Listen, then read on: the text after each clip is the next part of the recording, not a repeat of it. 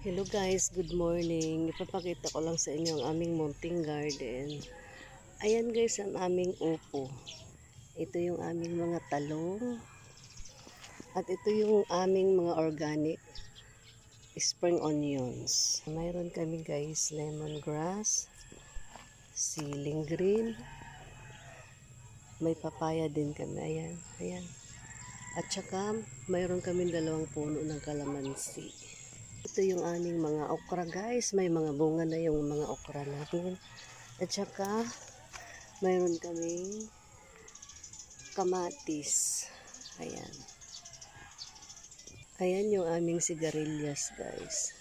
Alam nyo guys, bakanting lote ito ng kapatid ko. Tinaniman namin ng mga gulay ng mama ko. Ayan yung aming pinya guys. Hindi pa nabunga. Ayan. Ito yung ibang variety ng talong namin. Ito yung alagbate namin guys. Pag gusto namin magulay guys, pupunta lang kami dito sa aming garden. Marami na kaming gulay na makukuha. Hindi na kami bumibili sa palengke guys. Mayroon kaming kamote tops. Mahilig kasi kami guys sa tinola. Kaya ready na yung garden namin para sa uulamin namin araw-araw.